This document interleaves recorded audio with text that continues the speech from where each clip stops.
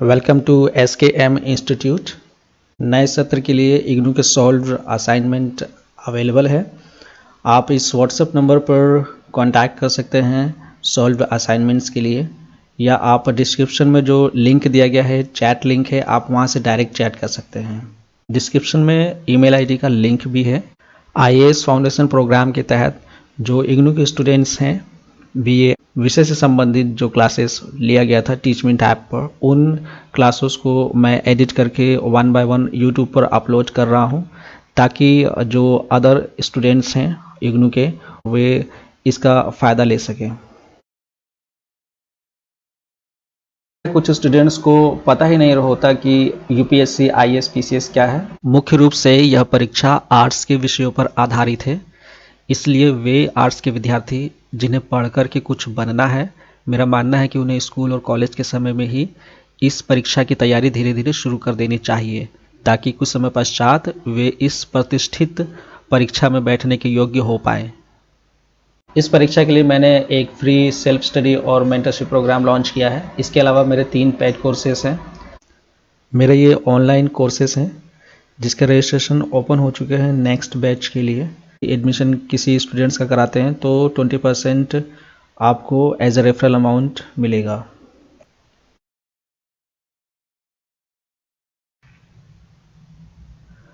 मध्य पाषाण काल बेसिकली एक सांस्कृतिक काल है जो कि मानव प्रजाति से संबंधित है, और उस समय ये मध्यपाषाण काल में जो मानव प्रजाति थी वह होमोसेपियंस के रूप में जाने जाते हैं। ये एक तरह से आधुनिक मानव बन चुके थे लगभग, और जैसे कि पिछले जो टॉपिक्स हैं उसमें हमने देखा कि उनके जो उपकरण थे वो माइक्रोलिथ उपकरण थे, यानी कि उनके जो उपकरण जो थे, जो हथियार वगैरह जो बनाते थे, वो एक छोटे नुकीले पत्थर के बनते चले गए। मतलब कि उनके जो आकार था उपकरण का, वो छोटा होता चला गया और फाइन होते चले गए, उनमें धार ज़्यादा और नोक ज़्यादा होता चला गया।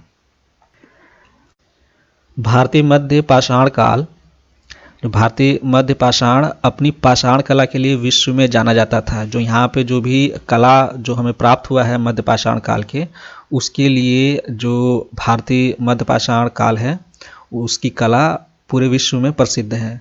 मैं एक बार फिर मैं बता दूं कि जो मध्य पाषाण काल है, इससे पहले जो काल हुआ करता था वह पूरा पाषाण काल है। पिछली क्लासेस में हमने देखा है पूरा पाषाण काल। और पूरा पाषाण काल में भी 3 स्तर थे। एक होता है निम्न पूरा पाषाण काल, फिर एक होता है मध्य पूरा पाषाण काल, और फिर एक होता है उच्च पूरा पाषाण काल। तो ये जो मध्य पूरा पाषाण काल है, पूरा पाषाण काल, ठीक है, ये मध्य पूरा पाषाण काल और ये मध्य पाषाण काल, ये दोनों में डिफरेंस है। इतना ध्यान रखिएगा कि ये दोनों जो है अलग अलग काल है। तो ये बेसिकली जो मध्य पाषाण काल की पाषाण कला है वह विश्व भर में प्रसिद्ध है। भारत की जो मध्य पाषाण काल की पाषाण कला है, ये क्यों इतनी प्रसिद्ध है? क्योंकि यहाँ पे जो भी हमें साक्ष्य मिले हैं और पेंटिंग्स वगैरह जो मिली हैं, जैसे कि भीमबेटका में, तो ये उत्कृष्ट है अपने आप में, और इसलिए यह पूरे विश्व में प्रसिद्ध है और बहुत ही बड़े पैमाने पर यहाँ पे मिला है। जैसे कि भीमबेटका की ही बात करें तो इसी बुक में हम आगे पढ़ेंगे कि यह जो है विश्व की सबसे बड़े साक्ष्य स्थलों में से एक है। अच्छा, इसमें जो अर्थव्यवस्था थी जो मध्य पाषाण काल की, वह लगभग पूरा पाषाण काल जैसी ही थी। लोग जो थे वो शिकार करते थे और खाना बदोश जैसा जीवन व्यतीत करते थे, लेकिन कहीं कहीं पर कुछ स्थलों पर पशुपालन के साक्ष्य भी मिले हैं।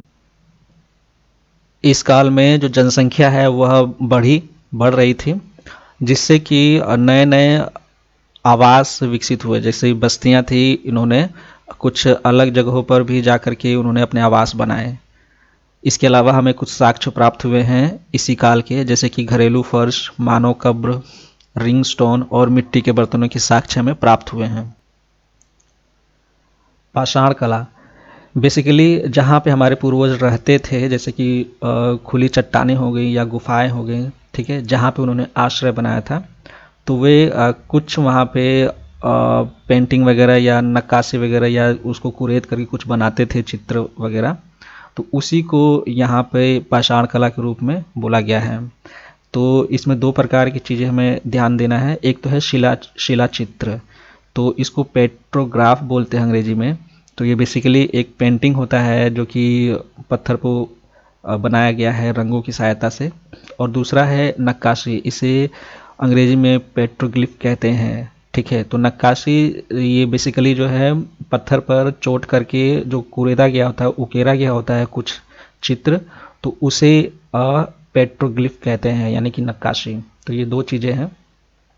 जो शिलालेखों से हमें क्या पता चलता है कि उस समय जो मस्तिष्क है मानव का, वह एक इस लेवल पर चला गया था कि वो चीज़ों को, जो भी अपने आसपास चीज़ों को देख रहा है, उसको वह चित्रों के माध्यम से प्रदर्शित कर सकता था।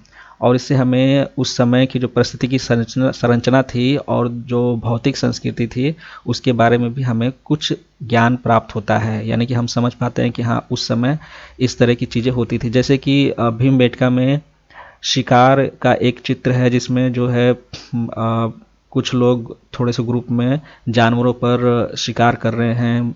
उसमें उन्होंने तीर, भाले और डंडों का उसमें उल्लेख किया गया उस चित्र में। तो हमें इससे पता चलता है कि उस समय इस तरह के जो अब ये जिसने भी ये चित्र, जैसे भी ये चित्र बनाया गया है, अगर तो ऐसा होता था, इसलिए उसको बनाया गया है। ठीक है, इससे पहले का जो काल था, जैसे कि पूरा पाषाण काल, उसमें जो होमो इरेक्टस थे, होमो इरेक्टस ये जो होमो सेपियंस से पहले की ये प्रजाति है, मानव प्रजाति। ठीक है, तो पुराने समय में, यानी मध्य पाषाण काल से भी पहले, पूरा पाषाण काल के दौरान, यह अभी तक मतलब कोई इस तरह से मतलब एक सहमति नहीं बन पाई है कि हाँ, होमो इरेक्टस भी इस तरह की कला जो है विकसित कर पाए थे। लेकिन इतना जरूर देखा गया है कि उस समय, जो पूरा पाषाण काल के समय में, जो भी वो औजार कुछ इस तरह के हमें साक्ष्य प्राप्त हुए हैं औजारों को, जो कि उनका सौंदर्यीकरण किया गया है। ठीक है, इसे ये संबंध पता चलता है कि उस समय जो होमो इरेक्टस थे, उनके दिमाग में इस तरह की चीज़ें, मतलब जो कला की चीज़ें थी, मतलब किसी जैसे कि वो पत्थर बना रहे हैं औजार, तो औजार का काम क्या होता है कि उसको इतना ठोस बनाया जाए, और उसका एक पर्पस होता है कि इससे हमें या तो किसी लकड़ी में छेद करना है या किसी लकड़ी को काटना है। ठीक है, लेकिन उस औजार को कुछ इस तरह से डिज़ाइन कर दिया जाए, या इस तरह से मतलब उसका सौंदर्यीकरण कर दिया जाए कि वो छेद करने के, अगर उससे छेद किया जाए तो हो सकता है वो टूट जाए।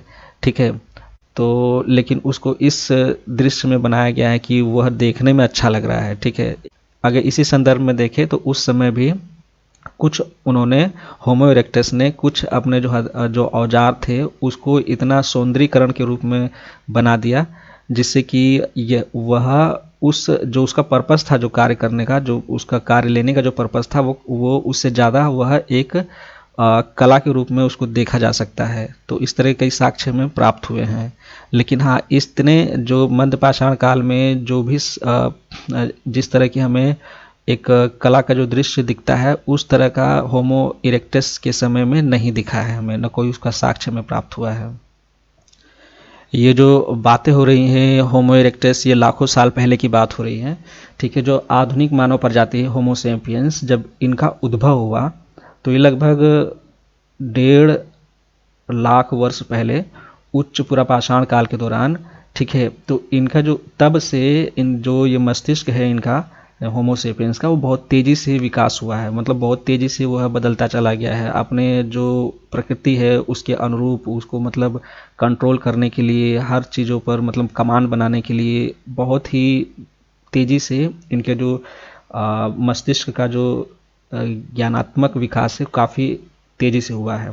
तो यहाँ पे तेज़ी से मतलब ये नहीं कि मतलब कि 2-4 महीने में, इसमें भी लाखों साल लगे हैं। ठीक है, तो बेसिकली प्रकृति को समझने में, उसके रेस्पॉन्सेस को देखने में, मतलब कह सकते हैं कि ये एक जर्नी है। ठीक है, यह एक यात्रा रही है लाखों वर्षों साल की। नेक्स्ट टॉपिक है पाषाण कला के स्थल। जो ये मध्य पाषाण काल है, इसमें जो पाषाण कला थे, उसके स्थल कौन कौन से हैं जो भारत में, उसके संदर्भ में हमें इस टॉपिक में पता चलेगा।